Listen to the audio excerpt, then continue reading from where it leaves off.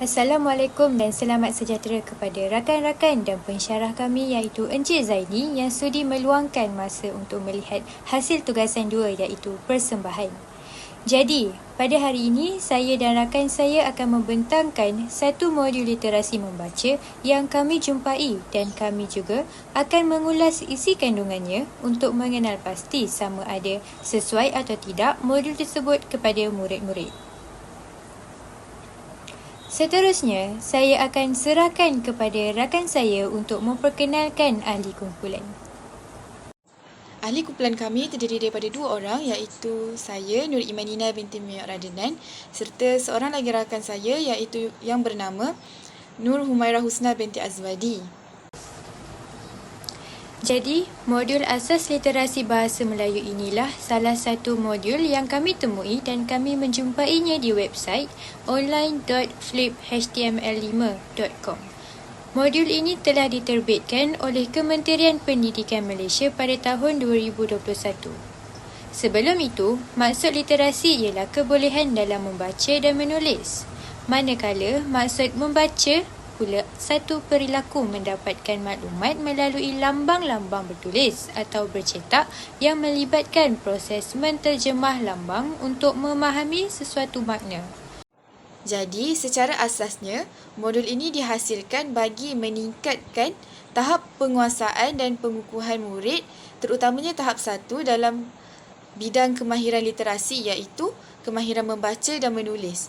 Jadi, kumpulan sasaran bagi penggunaan modul ni ialah murid tahap 1 yang mana terdiri daripada murid darjah 1, 2 dan 3.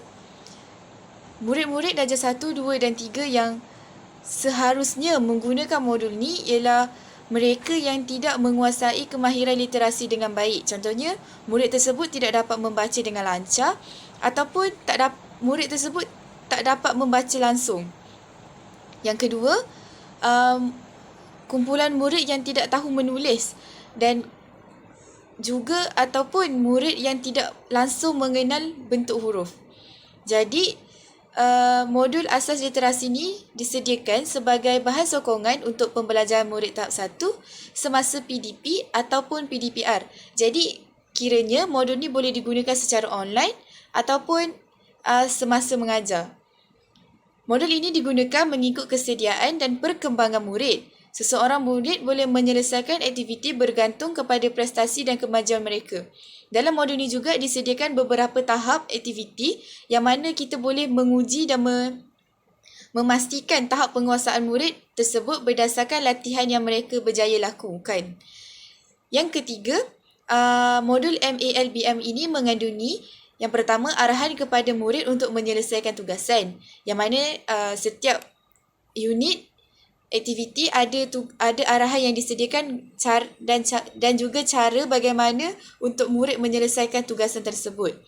Yang kedua, terdapat juga panduan atau nota kepada ibu bapa untuk membimbing anak membuat tugasan. Jadi, modul ni bukan sahaja boleh digunakan oleh guru, malah ibu bapa juga boleh turut membantu guru dalam memastikan tahap penguasaan murid dalam literasi bahasa tercapai. Dan akhir sekali, disediakan juga kod QR supaya dapat memudahkan lagi ibu bapa ataupun guru untuk mengakses modul ini.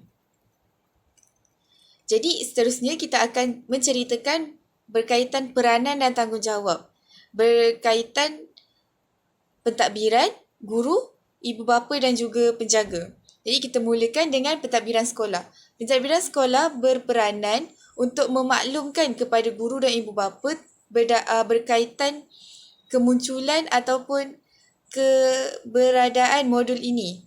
Yang kedua, pihak pentadbiran juga perlu merancang dan menyelaraskan pelaksanaan ini di sekolah supaya penggunaan modul MALBM ini dapat digunakan secara meluas di sesuatu sekolah. Yang ketiga, pihak sekolah juga perlu merancang dan melaksanakan pemantauan serta yang penting memberi sokongan dan bimbingan berterusan kepada guru berkaitan modul ini. Pihak sekolah juga perlu memastikan guru melaksanakan PDP ataupun PDPR serta pentaksiran bagi mengenal pasti murid yang telah bersedia untuk mengikuti PDP atau PDPR mata pelajaran seperti biasa. Maksudnya, modul ni akan digunakan dalam kelas khas, iaitu kelas yang memerlukan bimbingan secara terus. Akhir sekali, pihak sekolah juga perlu menyalurkan maklumat berkaitan pelaksanaan dan kemajuan murid secara berkala kepada semua pihak yang berkepentingan. Contohnya, pihak yang berkepentingan ni ialah guru, ibu bapa ataupun penjaga. Okey, kita akan lihat pula peranan yang perlu diambil oleh guru. Peranan yang perlu diambil oleh guru ialah merancang dan melaksanakan PDP atau PDPR dengan merujuk MALBM supaya guru dapat idea dan tahu cara nak melaksanakan sesuatu aktiviti yang berkesan untuk murid. Guru juga perlu mewujudkan kerjasama dengan ibu bapa supaya modul MALBM ni dapat digunakan dengan lebih berkesan. Yelah, dekat sekolah boleh guna, dekat rumah boleh guna. Jadi, murid tu dapat meningkatkan tahap penguasaannya dengan lebih cepat. Selain itu, guru juga perlu memastikan bahan untuk murid mencukupi supaya semua murid dapat menyertai ataupun mengikuti aktiviti yang dilakukan. Guru juga perlu mengenal pasti murid yang telah bersedia untuk mengikuti PDPR atau PDP di aliran perdana.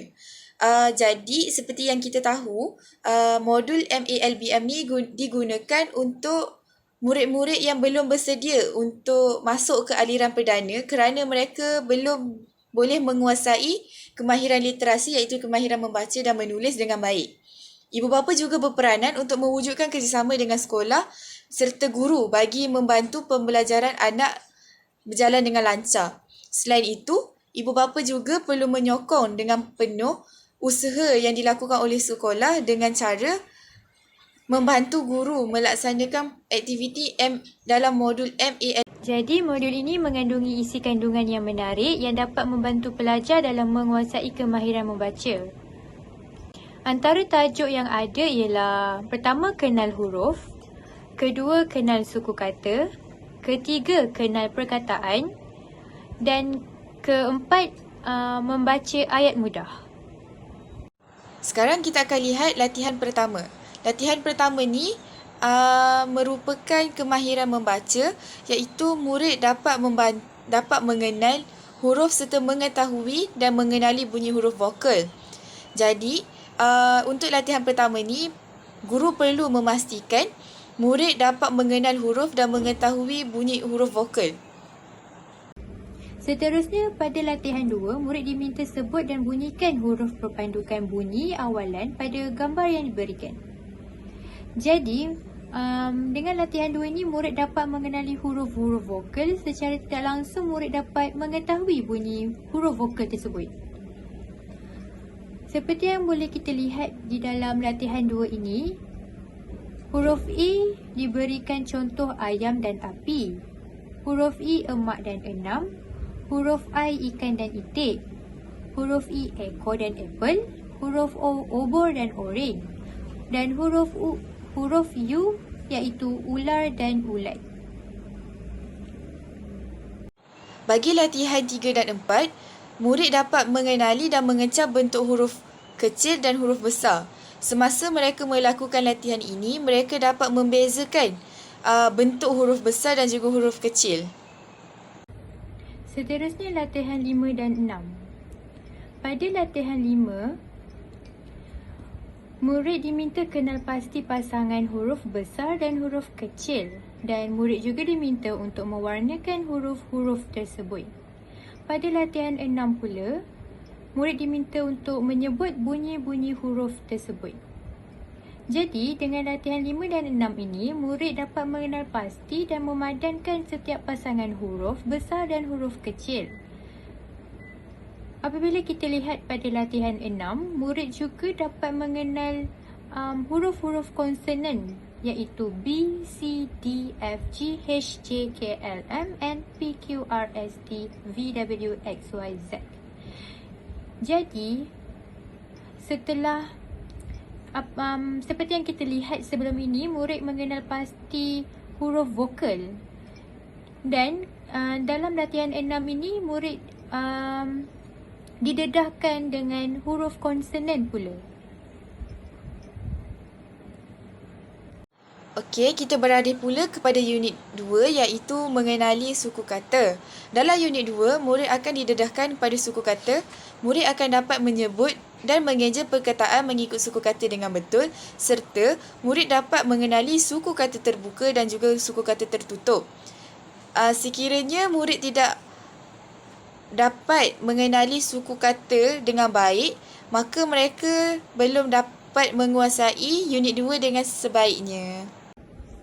Seterusnya, latihan 1 dan 2. Latihan ini memerlukan murid untuk eja dan baca perkataan berdasarkan gambar. Dengan latihan ini, dapatlah membantu murid dalam membaca dan mengeja setiap perkataan yang terdapat pada gambar. Panduan pelaksanaan bagi modul MALBM. Yang pertama, guru perlu merancang PDP dengan baik menggunakan modul MALBM sebagai rujukan. Yang kedua, guru juga perlu menggunakan pelbagai kreativiti bagi menarik minat murid agar dapat menguasai kemahiran literasi dengan baik. Cikgu kena tahu macam mana nak tarik minat murid supaya kekal fokus dan berminat untuk menyertai aktiviti yang kita lakukan. Dan yang terakhir, guru boleh menyediakan latihan bagi memastikan tahap penguasaan murid terhadap modul MALBM ialah berkesan. Jadi dekat sini, guru boleh menyediakan latihan berdasarkan tahap penguasaan seseorang murid dan juga guru dapat, daripada latihan tersebut, guru dapat menilai sama ada murid tersebut telah menguasai kemahiran membaca dan menulis dengan baik ataupun tidak. Seterusnya, kita beralih kepada keistimewaan modul ini. Keistimewaan yang pertama ialah struktur pembelajaran yang teratur. Modul literasi membaca ini disusun secara teratur. Modul ini dibahagikan kepada bahagian-bahagian yang jelas bermula dari konsep asas hingga konsep yang lebih kompleks. Dan ini membolehkan murid mengikuti langkah-langkah pembelajaran yang sistematik. Apabila suatu modul itu teratur, murid-murid dapat belajar dengan lebih sistematik dan efektif. Kerana apabila murid belajar secara asas dahulu, murid akan dapat menguasai perkara yang lebih kompleks. Seterusnya, kedua kandungan yang relevan dan berarah. Modul literasi membaca ini direka dengan mempertimbangkan keperluan dan minat pelajar. Mereka menyediakan kandungan yang relevan dengan kehidupan seharian atau topik yang sesuai dengan matlamat pembelajaran tertentu. Jadi, modul ini telah mempertimbangkan keperluan murid-murid dari segi kehidupan mereka sendiri.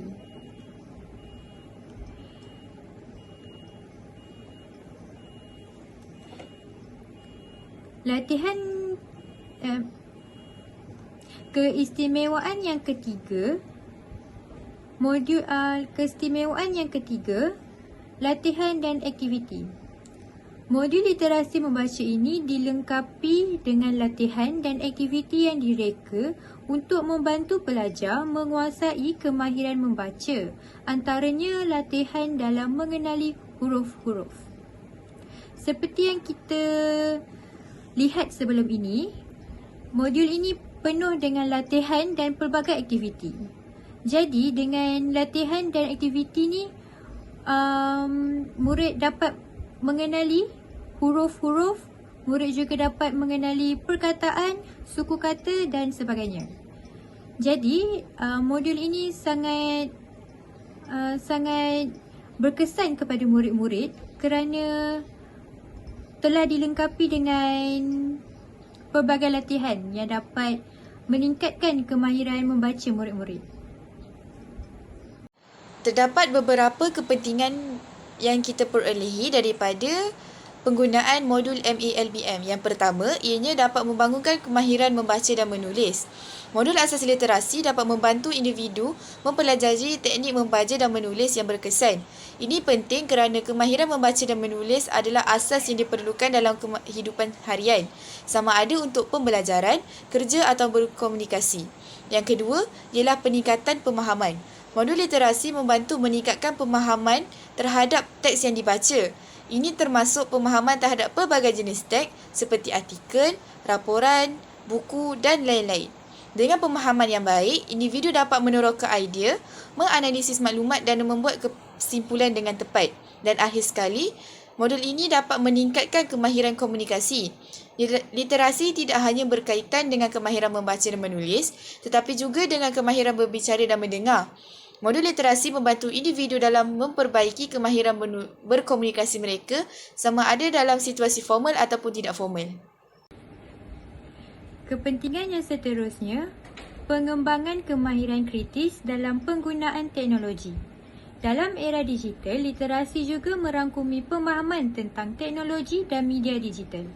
Modul literasi membantu individu memahami cara menggunakan teknologi dengan bijak, menilai maklumat yang ditemui dalam talian dan memahami kesan teknologi terhadap masyarakat.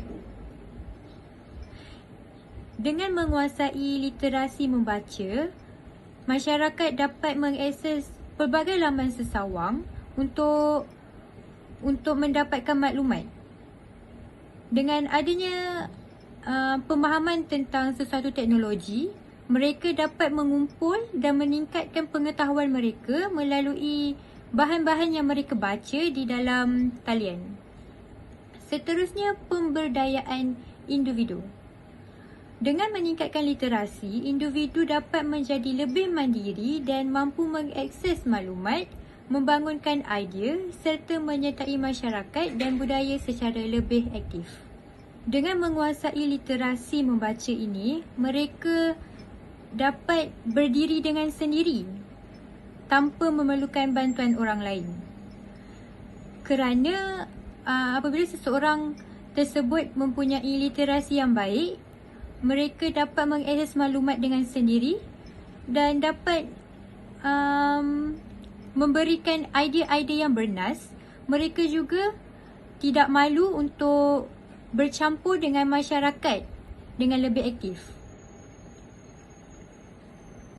Terdapat juga beberapa kelebihan ataupun kebaikan yang kita perolehi daripada penggunaan modul MALBM. Jadi yang pertama, murid akan lebih aktif semasa belajar.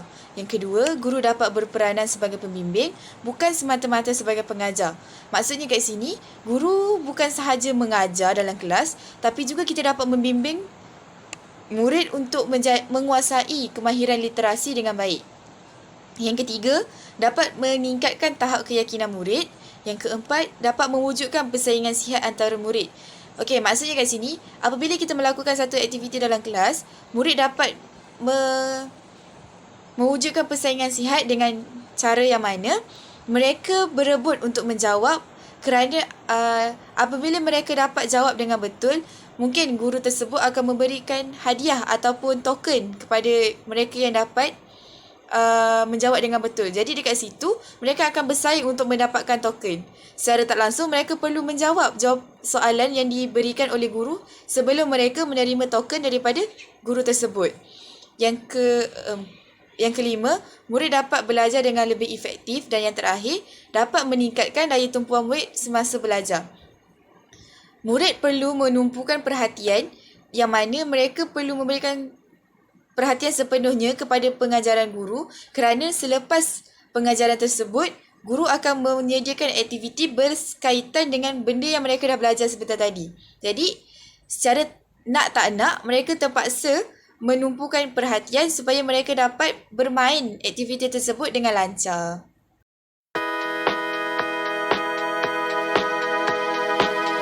Assalamualaikum.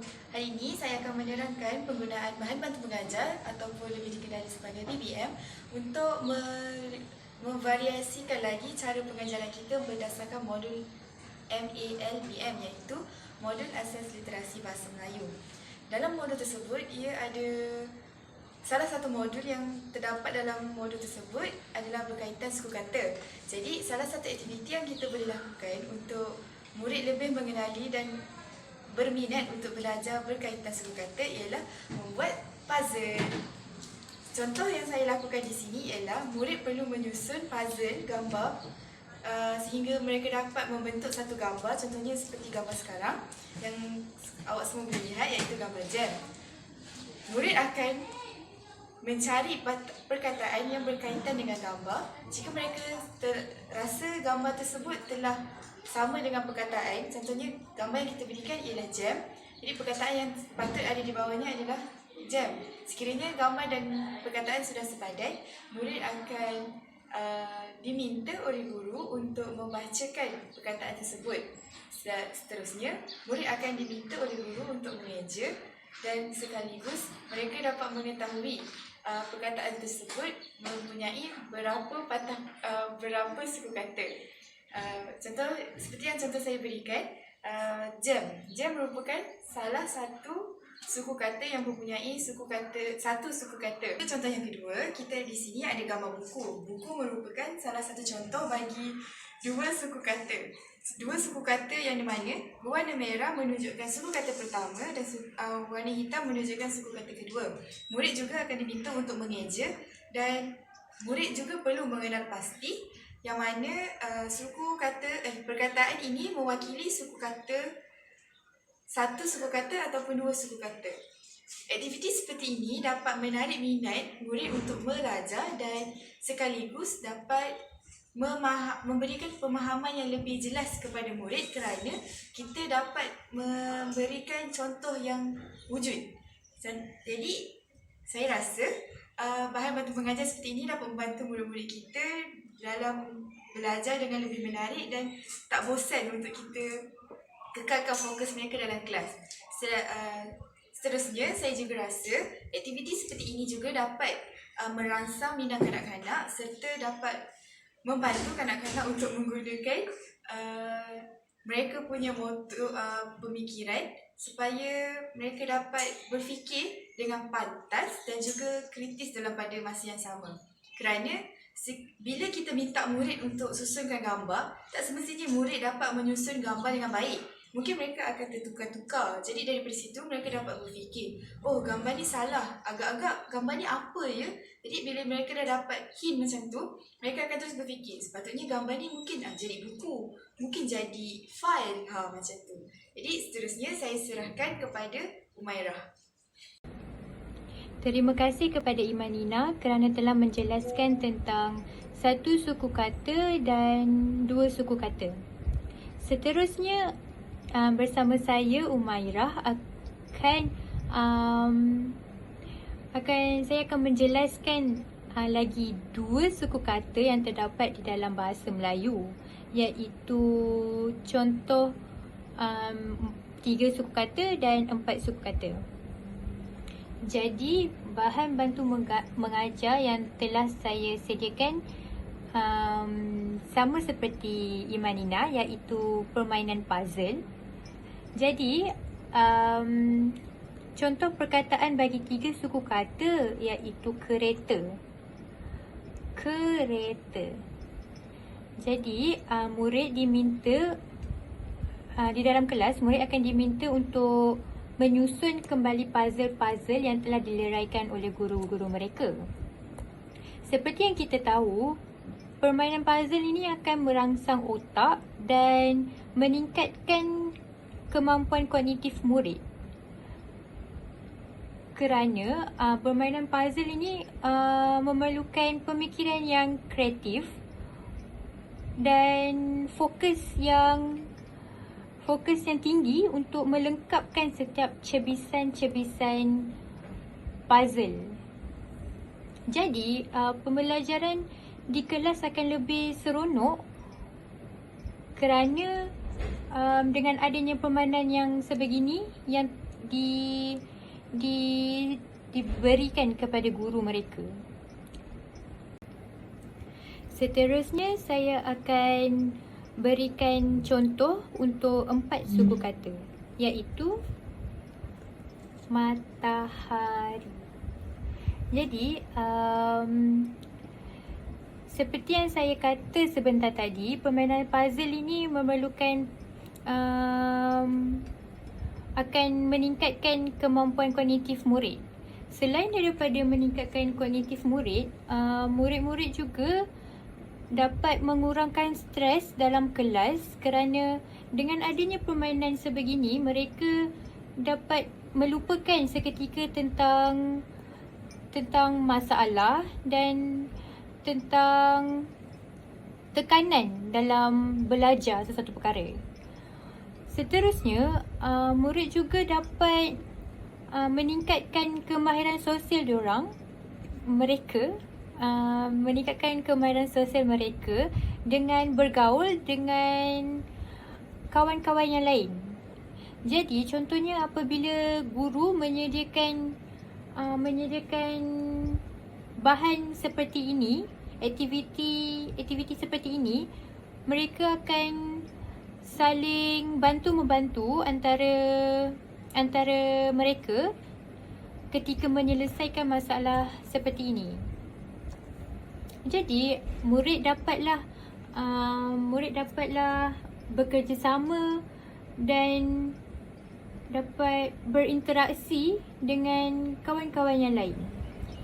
Jadi setelah murid-murid kenali apa itu huruf-huruf seperti huruf besar, huruf kecil, huruf vokal, huruf konsonan dan perkataan 1 suku kata, 2 suku kata, 3 suku kata dan 4 suku kata, mereka dapat meningkatkan lagi kemahiran membaca mereka ke peringkat yang lebih tinggi sedikit. Jadi mereka dapatlah membaca dengan baik dan betul apabila sudah menguasai setiap asas-asas ini. Jadi saya kira itu sahaja daripada saya dan ahli kumpulan saya. Sekian, terima kasih.